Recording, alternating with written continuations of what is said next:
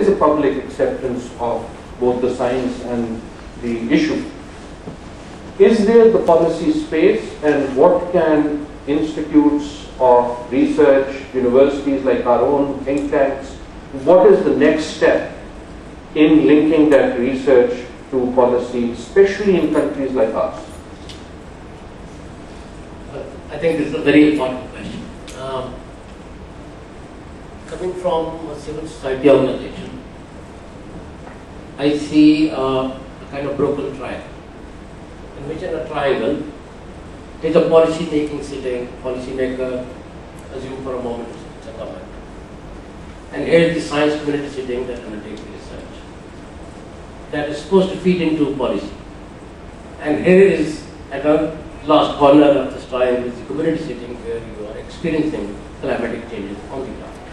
Increased precipitation or prolonged droughts or whichever way it is, or floods, whichever. Now, in theory, this experience is supposed to get into policy research, and research is supposed to get into policy. But in real life, what we have seen, that policy community, science community works in isolation. Policy making is not always evidence-based, and learning on the ground does not always get captured. Now, the broken triangle, which is collapsed governance in many ways. In many ways, if you put think tanks and civil society organizations and universities in the middle, who can serve as brokers. The high priests of research, you show the IPCC assessment report, probably I'll never have the heart to open it. Pardon me for saying this, it's probably the most boring document in the world. No, not all of it. I wrote a few paragraphs that were fun. Graphics are something that my 9-year-old child could understand. That a housewife could understand कि महंगाई का और climate change का क्या फर्क है, what's the linkage? That sort of communication has not happened yet. It's happening, research is happening only in isolation. It's only mega developments like floods or Nobel Peace Prize that bring the IPCC report into this discourse, broader discourse. Otherwise, we have been ignoring it for decades. Now, likewise, communities are not very empowered. There are no different ways, and the rigorous scientific tools for analysis are not available. So the question is, how do we as brokers of this undertake research that's capturing this learning, uses this rigor and methodologies from here, and guides policy making, so that it's not an impulsive policy maker that's making decisions in isolation all the time. Can I hear from Dr. Pachauri on defending the IPCC? No, I agree with Alizad that it's true that just for the information of this audience, the IPCC brings out comprehensive assessments. The last one we brought out was in 2007, and we are now working on the 5th assessment report, which will be out in 2014. Now, this report consists of 4 parts. There is roughly a 1,000-page document which goes into the underlying science of climate change. Or into the core, I agree with you. It's meant only for scientists and the scientific community. Working Group 2 deals with impacts of climate change, vulnerability and adaptation. Working Group 3 deals with mitigation. Now these are all 1,000-page plus reports, and in fact I might warn you, the next one will be a bit longer. But what we bring out is also something called the synthesis report, which is really the essence of everything contained in these reports. And it's a challenge bringing out that report because, you know, last time, for instance, we had a very clear mandate from the panel that it should be 35 pages plus diagrams and tables and so on. Now that, to my mind, is an extremely readable report.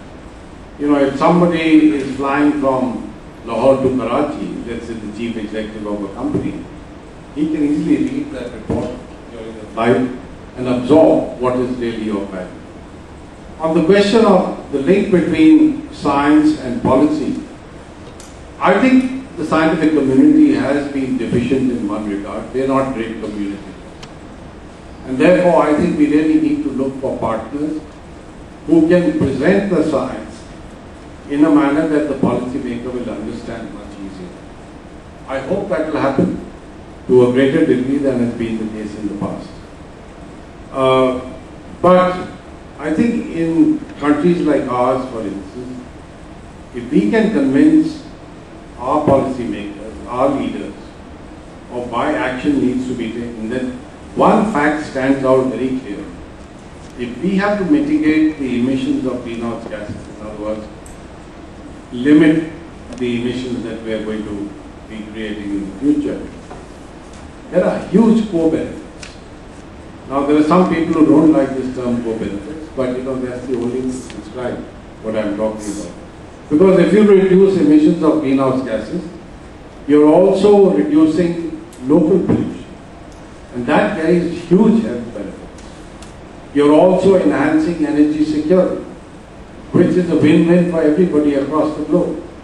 You're most likely creating more jobs. And that, of course, at any time, whether the economy is doing well or not so well, is a plus. So I think the time has come for our decision makers to understand that all of this is really in our interest.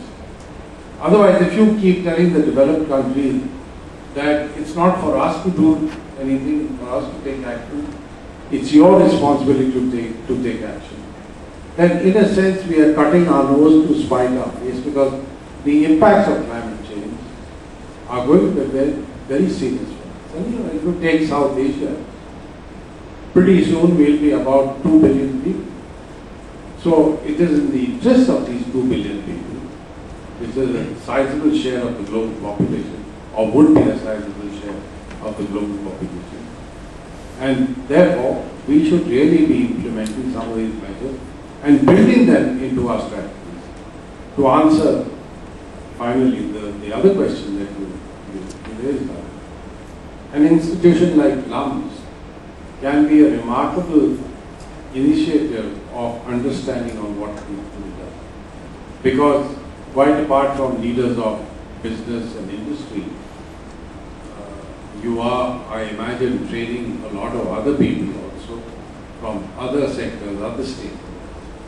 And therefore, given the prestige you have, given the way people look up to you, anything you say would be taken very seriously by us. So I think it's institutions like ours that have a moral responsibility to take the lead in bringing about change, at least in terms of understanding what the choice is. Okay. On that note, I'll just come to you very briefly and then I'll come to the audience. Do you find leaders listening to you today, especially in South Asia, as they might have 3 or 4 years ago? Has it become better or worse? I think it's become better. I mean, I'll give you examples. We have decided consciously in Delhi that we're not going to talk just to the central government, or what you call the central government over here, that we will talk to state leaders. In January, Provincial in the Pakistan. yes, provincial leaders.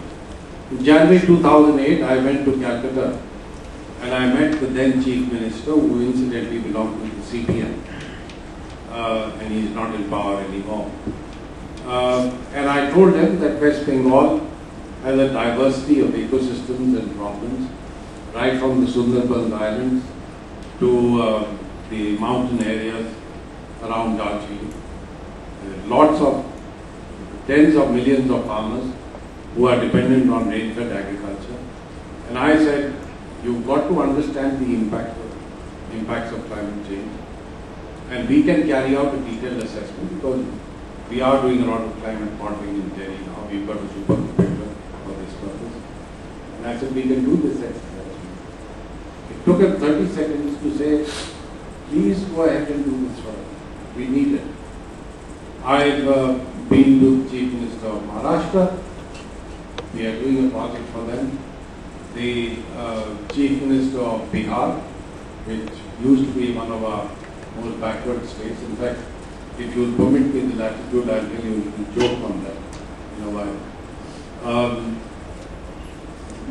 Madhya Pradesh and Himachal Pradesh, Rajasthan, these are states where leaders are very sensitive to the impacts of climate change. So to answer your question, I think it's easier to talk to local and to state level, provincial level leaders, because they understand, they are much closer to the ground. They understand what the impacts of climate change would be on specific parts of their territories and how this would impact on the lives of people in that state. I know we had a couple of hands up. We'll start one and we'll take two and then come back to you. We'll just take two.